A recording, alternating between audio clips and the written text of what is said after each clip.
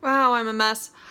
Hello, lovely life forms. This is actually take 2 because I was a rambling mess the first time. It's the long sought after writing vlog. Yay! Okay, so the reason this is take 2 is because I originally did that thing that I did during the last kind of writing update for Aaron in the Thicket Court, where I did the entire thing outside of Starbucks after getting done eating there. I need to stop doing that, especially without notes. It was terrible. I just rant. Let's go around this direction. Let's go around this direction. So I've got my writing work for April through May up. I have my creative projects schedule up. That goes till the 25th of May. And I'm gonna talk to you about what I'm working on while class is still in session. This is going to change when class is no longer in session after May is over, and it will change depending on what kind of a summer job I end up with and such. Okay, so first thing on my list, which actually technically needs to be cut out because I made this as a list, as a to-do list, but it's a pretty good list of, like, you know, things to do. So I'm just gonna strike through some stuff that I have done. Okay, so the first thing on the list is I'm only gonna refer to it right now as Ghost Middle Grade. And that is the main kind of project that I am working on. I would like to say this is not exact because I've been working on a couple other things in the meantime because I don't want to overpace myself with the Ghost Middle Grade. But it's a ghost story kind of going off of The Haunting and Paranormal Case Files and those kind of TV shows. Because I am a sucker for them. I have been a sucker for them since I was very tiny. But it kind of came out of a place of I once really wanted to write a story that kind of spoofed The Haunted or A Haunting, those two series. And it didn't end up working out, I think, because of the age range. I've never been good at writing young adult. I'm either good at writing for like prepubescence or puberty is over and done with. Even as a teenager, I couldn't. I think it's all the hormones. I don't know. But so the Ghost Middle Grade, it's probably more heavily based off of Paranormal Case Files in the very least, because a couple pastiches of the main investigators in Paranormal Case Files. I think I'm getting this TV show title correct. I don't know. I mainly watch it at my dad's house. And I'll be up there soon, so that'll be fun. But it's that kind of thing. Stuff happens, there are kids involved, the kids aren't believed for a while. And then Paranormal Show shows up, and in the end the kids have to save the day. And it has a really fun story behind how I came up with the idea. The idea that is this specific project. And it has to do with my friends, and that's always really fun. And a game of Dixit, if you have heard of it. I know, right? If you haven't, go play it. It's amazing. I love it so much. But so that's the first one, and that's the one that I'm really trying to get done. Because I've got a couple other middle grades that I think have promise, but that's the one that's the main one that has promise, and I'm really, really excited for it. Okay, so the next thing on the list is Speak Robin to a Robin, which was a young adult story that I wrote the first act of for a class on young adult writing, and I was looking at it the other day and I was like, this falls into some tropes that can get icky, and while I have an explanation for why they don't exactly apply here, that still will apply if I age them up, I think I would just have a more comfortable time if I didn't have to replay high school throughout it. So I'm aging up the characters from that. You may have seen some stuff about Speak Robin to a Robin on my main Tumblr account.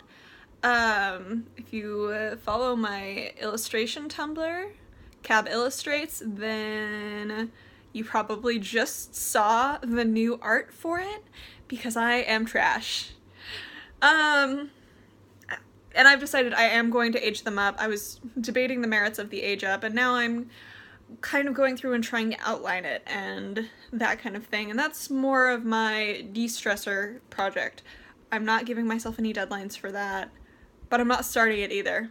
I'm not starting it until I have, like, everything else on this list done. But yeah, so aged up, the romance elements that came when I first wrote the YA version are toned down a lot and very cynicized. Because when you're dealing with fairies and you're romancing fairies, it's gonna be really cynical. It's gonna be so much cynicism. And I'm here for it. Okay? It makes me happy when the relationship is just, like, mainly a business relationship, but there's also some love there eventually. It's great, and I'm really excited. And I've done some, like, a little bit of pre-writing for it, mainly trying to figure out how I'm gonna go about the outline and that kind of thing. Alright, the next one is, of course, you people who follow me on Patreon will know Aaron in the Thicket Court. And if you saw the update video, you will know that it is no longer, or it may no longer be a picture book series or picture book or any of that. Aaron in the Thicket Court, I think, is going to be a webcomic.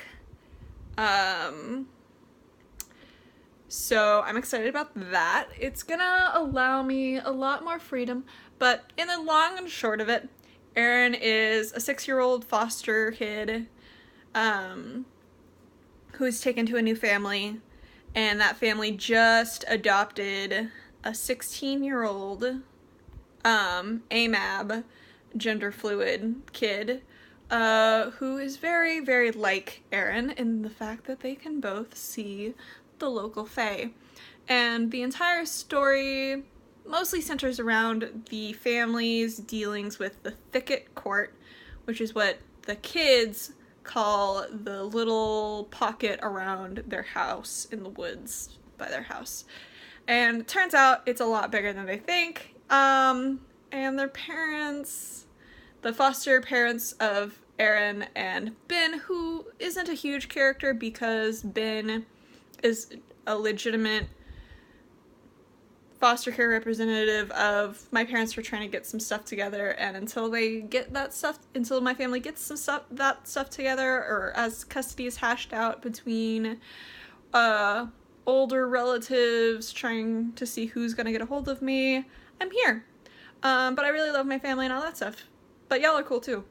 So there's Ben, but then there's Aaron, Tori, who's the AMAB gender fluid, and Beatrice, who is similar to Tori and Aaron, but she aged out before she could get adopted. And she's in college now, but she still lives at the house. That's still her permanent address. And then their parents, the foster parents are called Ren and Amma.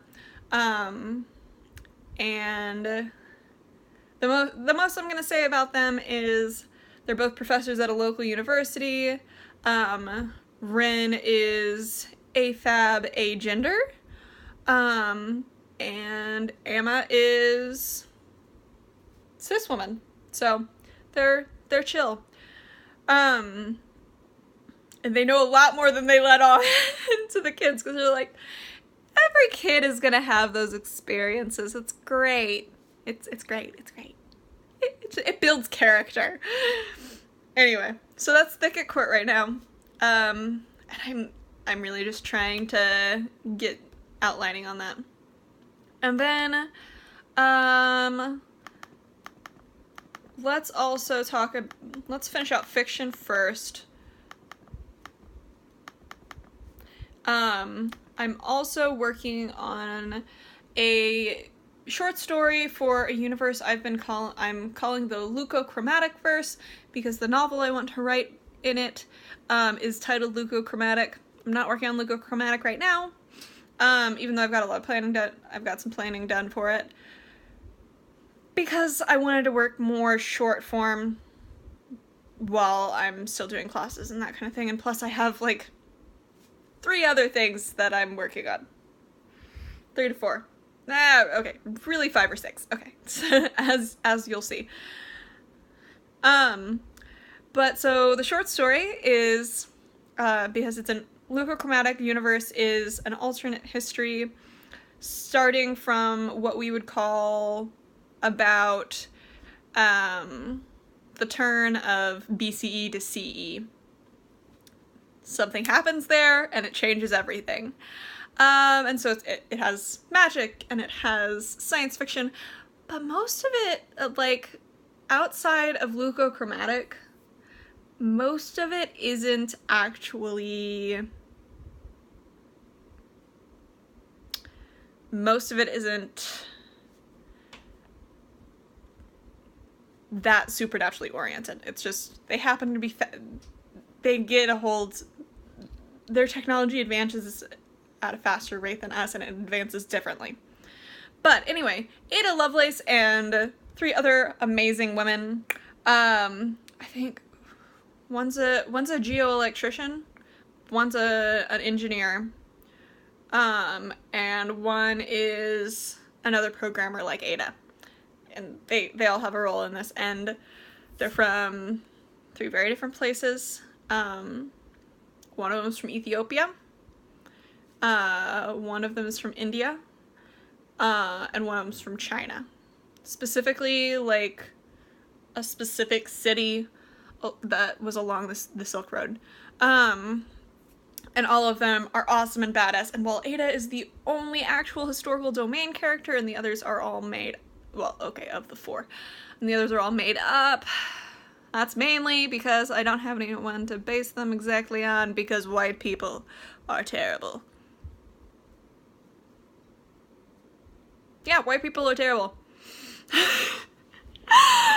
Okay, I'm not lying. I legitimately think white people are terrible. Like, as a whole, and a lot of them specifically. I'm white. Okay, so Ada Lovelace Builds the First Supercomputer is that short story.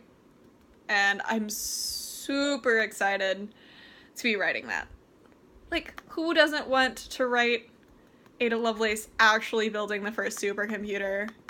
It's like, it's true love. It's true love. Okay, now, nonfiction stuff. The 2 main things I am going to be working on are finding a creative nonfiction topic to write an article or paper on,